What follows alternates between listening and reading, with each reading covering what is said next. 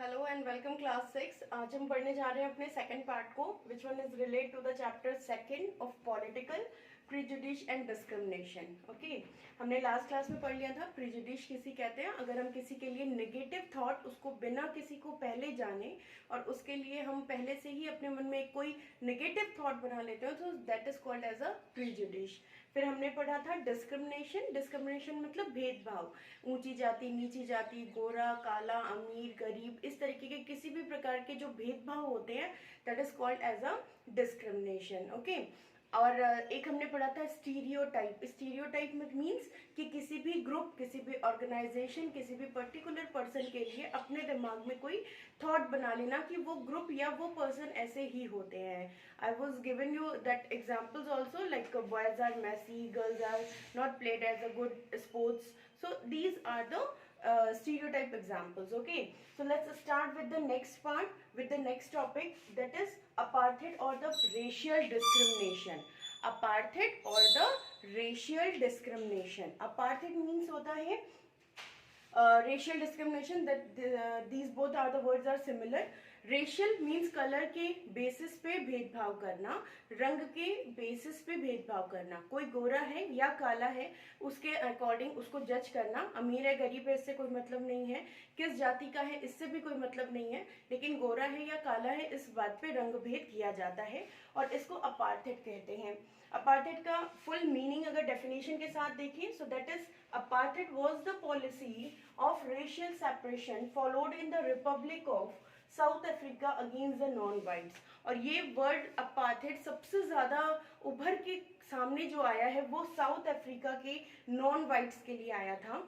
वहाँ पे क्या मतलब वहाँ के लोगों ने इस चीज को बहुत बड़ा इशू बना दिया था, कलर, रंग भेद को, है ना, कि जो लोग गोरे हैं वो ज्यादा कैपेबल हैं, वो ज्यादा अमीर हैं, वो अच्छे हैं, ये सोच से। और अगर जो गरीब हैं या जो नीचे तबके के हैं उनका रंग काला होता है, ऐसी मान्यता के साथ साउथ अफ्रीका ने इस चीज, इवन वहाँ की जो गवर्नमेंट थी उसने भी इस चीज़ को बड़े अच्छे से फॉलो करवाया और लोगों के लिए बहुत सारी रिस्ट्रिक्शंस बना दी सिर्फ उनके कलर को लेके।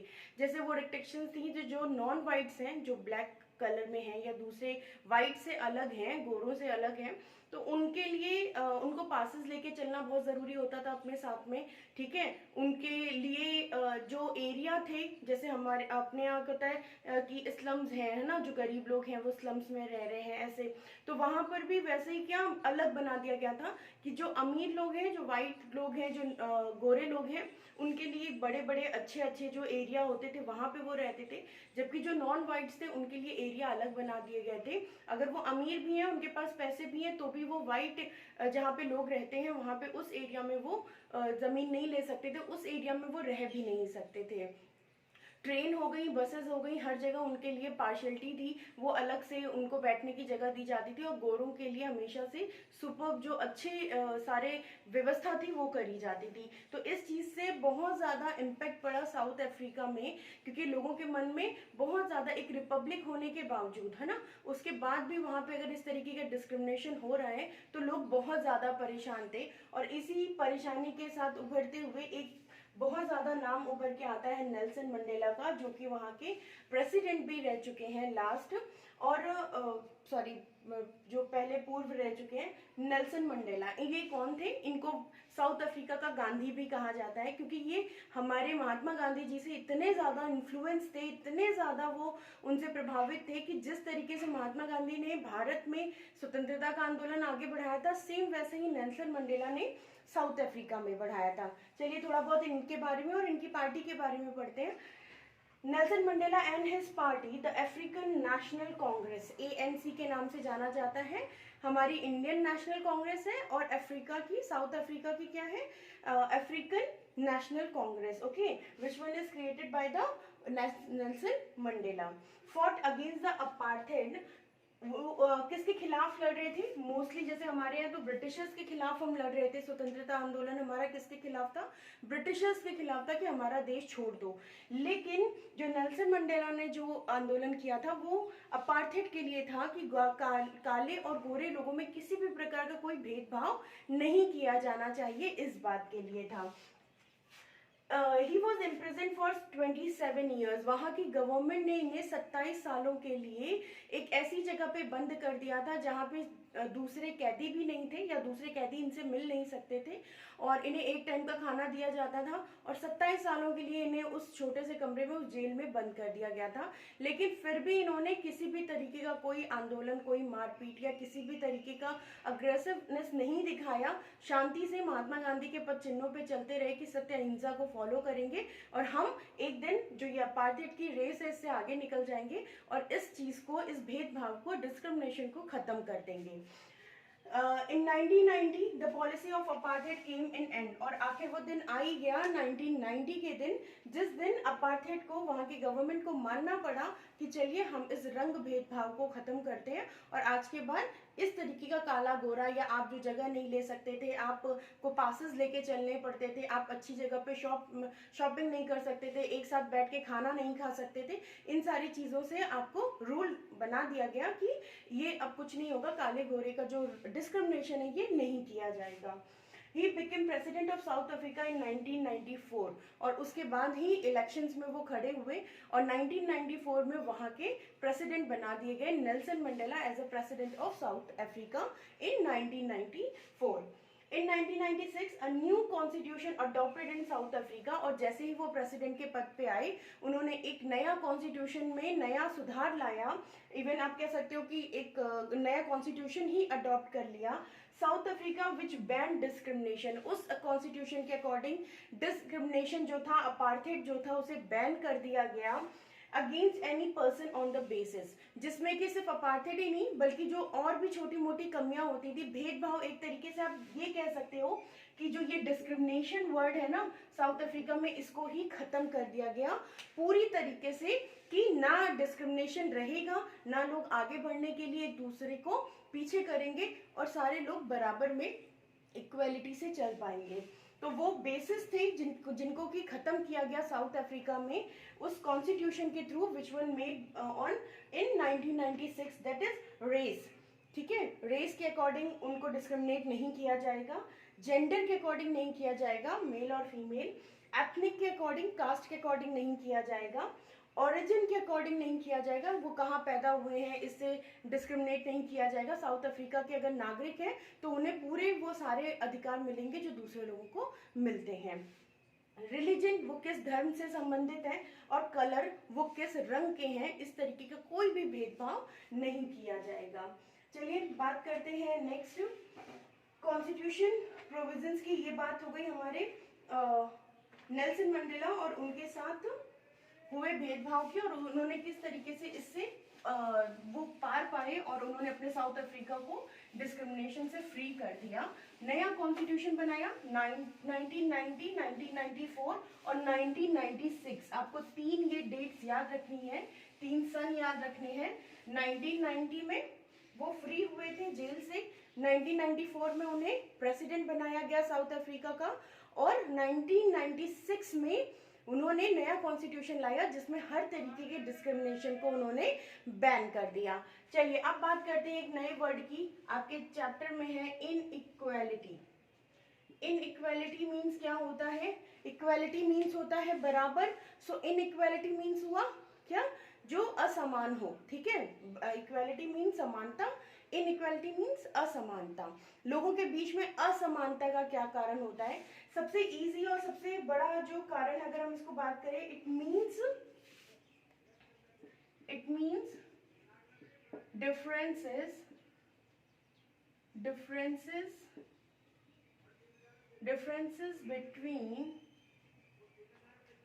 differences between, or can we say differences, we can say differences in treatment. Okay, this is called inequality. आपने देखा होगा अगर कोई भाई कहीं दुकान पे उतर रहे हैं या कहीं शॉप में जा रहे हैं, ठीक है, प्रेसिडेंट उतर रहे हैं, कोई बहुत बड़े एक्टर उतर रहे हैं, कोई बहुत बड़ा बिजनेसमैन उतर रहा है, तो लोग उनके पीछे भागने लगते हैं, उनके ऑटोग्राफ लेते हैं, प्लेयर्स के, क्रिकेटर्स के। ठीक है, वहीं पे जो दूसरी तरफ कोई दूसरा प्लेयर है, चाहे वो अच्छा ही क्यों ना खेलता हो, लेकिन वो उतना ज़्यादा फेमस नहीं है लोगों के बीच में, तो क्या करेंगे, उसको उतना तवज्जो नहीं देंगे जाने के बाद भी, है ना। तो this is called as a inequality. लेकिन अगर हमें क्रिकेट पसंद है तो हमें सबको फॉलो करना चाहिए या हमें सबको पसंद करना चाहिए, बट हम क्या करते हैं, किसी पर्टिकुलर एक या दो पर्सन को पूरी टीम में पसंद करते हैं, ना, उनके गेम को पसंद करते हैं। तो this is called as a inequality, कि हम इनइक्वालिटी करते हैं by the basis on same thing. Basic आपको 5 चीजें याद रखनी है, चाहे वो हम डिस्क्रिमिनेशन की बात करें, चाहे हम इनइक्वालिटी की बात करें। वो 5 चीजें हैं, जेंडर, कास्ट, रेस, कलर, है ना। ये 5 चीजें आपको हमेशा क्या करेंगी, डिस्क्रिमिनेट और इनइक्वालिटी के लिए अग्रेसिव करती हैं। चलिए बात करते हैं religious factor also a factor. अब बात करते हैं हमारे इंडिया में क्या हुआ, तो कॉन्स्टिट्यूशनल प्रोविजंस, अगर कॉन्स्टिट्यूशनल प्रोविजंस की बात करें तो वो क्या होते हैं, this is the topic in your book. So the makers of our constitution, अगर हम अपने ही इंडिया की बात करें तो हमारे जब इंडिया में कॉन्स्टिट्यूशन बन रहा था, तो जो कॉन्स्टिट्यूशन मेकर्स थे उन्होंने किस बात को बहुत ध्यान दिया, that is made various provisions for the protection of women, children, scheduled caste,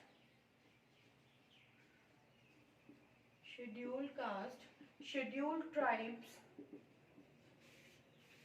और minority community।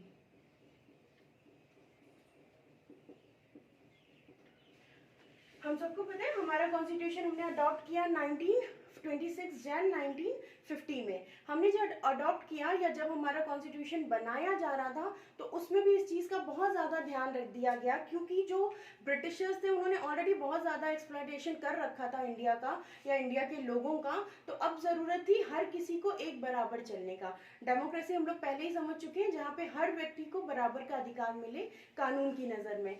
तो अगर इक्वलिटी की बात करते हैं डेमोक्रेसी कंट्री में, तो कॉन्स्टिट्यूशनल प्रोविजंस बनाए गए। हमारे इंडिया की बात करेंगे हम, तो the makers of our constitution, जो लोग हमारे कॉन्स्टिट्यूशन को बना रहे थे, मैंने आपको पढ़ाया है पहले भी कि कॉन्स्टिट्यूशनल असेंबली थी और ड्राफ्टिंग कमेटी थी, इन दोनों के मिक्सचर से या इन दोनों के सुझावों से मिलके हमारा कॉन्स्टिट्यूशन तैयार किया गया है।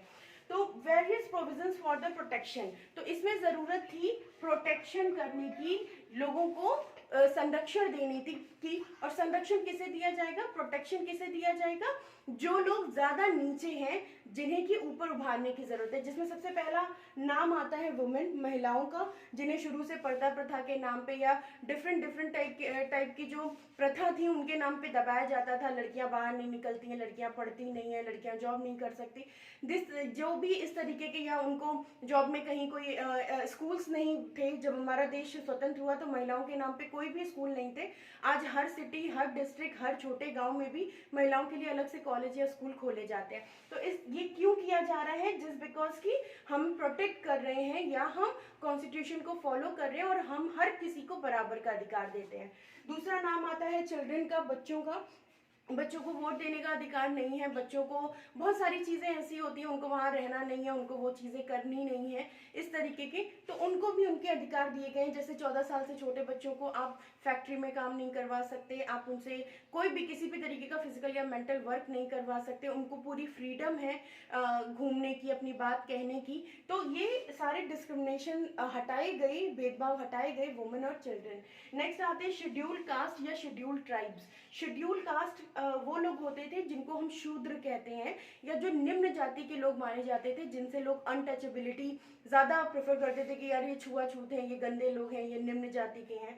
फिर आती है बात शेड्यूल्ड ट्राइब की। शेड्यूल्ड ट्राइब मोस्टली जो हमारे पहाड़ी एरिया हैं या फॉरेस्ट एरियाज हैं, जहाँ पे कि ट्राइब्स, आदिवासी लोग मिलते थे, और उनका पढ़ना लिखना या वो इतने ज़्यादा डेवलप नहीं थे जितने बाकी और सिविल पर्सन थे। तो इसलिए इनको भी ऊपर करने के लिए इनको रिजर्वेशंस दिए गए, इनको छूट दी गई कि आप भी आके, या इनको आप कह सकते हो अलग अलग तरीके के कह सकते हो लॉलीपॉप दिखाए गए कि आप ये करोगे तो हम आपको ये देंगे, मतलब अगर आप पढ़ोगे, अगर आप 12th क्रॉस करोगे तो आपके लिए इतने % छूट है, या आप 12th पास करोगे आपको हम आपके क्षेत्र में जॉब दे देंगे। तो लोगों के मन में कहीं ना कहीं लालच आने लगा रिजर्वेशन को लेके, और लोग पढ़ने के प्रति, एजुकेशन के प्रति आगे बढ़ने लगे। नेक्स्ट बात करते हैं माइनॉरिटी कम्युनिटीज की। माइनॉरिटी कम्युनिटीज कहा जाता है जो कि असंख्य लोग होते हैं, मतलब कम लोग होते हैं, पूरे अगर हम पूरी पॉपुलेशन को देखें उसमें से एक छोटा सा भाग होता है, उनको माइनॉरिटीज कहा जाता है। और उनको भी रिजर्वेशन दिया जाता है कि आप को दबाया ना जाए, आप भी उभर के सामने आ सको, आप भी अपना काम कर सको। तो ये हमारी कॉन्स्टिट्यूशन की बात है। The makers of constitution of India, उन्होंने अपने कॉन्स्टिट्यूशन में इन चीज़ों को रखा था, जस्ट बिकॉज कि हर किसी को आगे बढ़ने का पूरा जो दायित्व है वो मिल सके, और वो अपनी पूरी कैपेबिलिटी को, अपनी लायबिलिटी, अथॉरिटी को समझ सके। किसी एक प्रधान आप कह सकते हो कास्ट को या पर्सन को इस चीज के बारे में पूरी अथॉरिटी ना मिले। चलिए बात करते हैं नेक्स्ट पॉइंट की, द प्रोटेक्शन ऑफ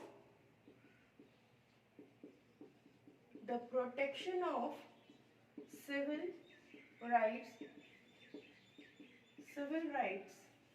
एक्ट 1955। अगर हम सिविल राइट्स एक्ट की बात करें तो सिविल मतलब नागरिक, राइट्स मतलब अधिकार, एक्ट मतलब कानून। तो ऐसा कानून जो नागरिकों के लिए बनाया गया या उनके अधिकारों के लिए बनाया गया है, जो कि 1955 में के नाम से है, मेड अनटचेबिलिटी इज पनिशेबल। इसके अकॉर्डिंग क्या है, ये अच्छा क्वेश्चन भी है आपका, कि इसके अकॉर्डिंग जो अनटचेबिलिटी थी,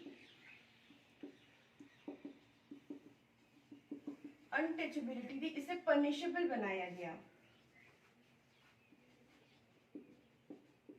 पनिशेबल, ठीक है, मतलब जो छुआछूत है, अगर कोई ऐसा करेगा कि हम पास में नहीं बैठते हैं या आप मंदिर में नहीं आ सकते हैं, इस तरीके का अगर कोई भी शिकायत करता है कि इस व्यक्ति ने मुझे ऐसा बोला कि आप मंदिर में नहीं आ सकते, आप छुआछूत है, या कुछ भी इस अनटचेबिलिटी, छुआछूत से रिलेटेड किसी भी प्रकार का कोई एक्ट सामने आएगा तो उसके लिए क्या होगा, उसे दंड दिया जाएगा कानून की तरफ से, कॉन्स्टिट्यूशन की तरफ से। ये भी हमारे भारतीय संविधान में जब वो लॉन्च किया गया था उसमें ऑलरेडी ये चीजें मेंशन की गई थी। आगे उनको पनिशेबल बना दिया गया। पहले क्या किया गया था, सिर्फ इक्वलिटी का दर्जा दिया गया था, और बाद में जब लोगों में देखा गया कि इस चीज से कोई लोगों में कमी नहीं आई है, तो उसके बाद लोगों ने क्या किया, हमारे कॉन्स्टिट्यूशन ने उसको पनिशेबल बना दिया, दंडनीय बना दिया, कि अब ये एक दंड माना जाएगा अगर आप किसी से छुआछूत का भेदभाव, डिस्क्रिमिनेशन करते हैं। इसका पूरा क्रेडिट अगर हम बात करें तो एक वर्ड आता है दलित, ठीक है, ये दलित वर्ड को सबसे ज्यादा अगर हम कहें तो B.R. अम्बेडकर, आप सबने नाम सुना होगा, B.R. अम्बेडकर। दलित वर्ड यूज किया जाता था शेड्यूल कास्ट के लिए। शेड्यूल कास्ट जो शूद्र लोग हैं, जो नीचे तबके के लोग, उनको दलित कहा जाता था। मतलब सारे वही डिस्क्रिमिनेशन जो हमने, जितनी बुराइयां हम कर सकते हैं अपने समाज की, वो सारी बुराइयों की एक जड़ थी कि दलित का होना, या उनको जो ऊंची जात वाले थे वो उनको दलित कह के बुलाते थे। और जो हमारे ड्राफ्टिंग कमेटी के हेड थे, चेयरमैन थे डॉक्टर भीमराव अंबेडकर, जिनको कि जनक भी, फादर ऑफ द कॉन्स्टिट्यूशन भी कहा जाता है। जब इन्होंने ड्राफ्ट कर रहे थे ये कॉन्स्टिट्यूशन, तभी इन्होंने इस चीज को बहुत अच्छे से समझा था, क्योंकि अपनी पूरी लाइफ एक अच्छा स्टूडेंट होने की वजह से या होने के बावजूद, एक अच्छा पर्सन होने के बावजूद, इन्होंने हर जगह डिस्क्रिमिनेशन का सामना किया था। कहा जाता है कि ये फर्स्ट टाइम जब इंडिया में इन्होंने जॉब करी तो इनकी जॉब एज अकाउंटेंट लगी थी, और अकाउंटेंट के पद पे ये काम कर रहे थे, और इनसे छोटा जो इनका प्यून था वो ब्राह्मण जाति का था, जबकि ये दलित जाति से बिलोंग करते थे। तो B.R. अम्बेडकर को वो पानी नहीं देता था, और इसलिए कि, या उनके जो डेस्क थी वो सब साफ नहीं करता था, अगर छूता ना तो पहले जाके गंगा जल से अपने हाथ धुलता था और नहाता था, कि मैं एक अछूत को छू रहा हूँ, मैं एक दलित को छू रहा हूँ, या मैं दलित का काम कर रहा हूँ। इस तरीके की डिस्क्रिमिनेशन ऑलरेडी B.R. अम्बेडकर अपनी लाइफ में देख चुके थे, इसलिए वो समझ रहे थे कि इस चीज को खत्म करना बहुत जरूरी है। और फाइनली उन्होंने जब हमारा कॉन्स्टिट्यूशन ड्राफ्ट किया तो उन्होंने सबसे ज्यादा तवज्जो अगर किसी चीज को दिया तो वो दलित वर्ड को खत्म करना, अनटचेबिलिटी को खत्म करना, या शेड्यूल कास्ट को रिजर्वेशन दिलाना, इन सारी चीजों पे बहुत ज्यादा ध्यान दिया था। सो ये चैप्टर यहीं पे फिनिश होता है। आगे बात करेंगे नए चैप्टर की नए वीडियो में। तब तक के लिए good bye, read your chapter and keep studying.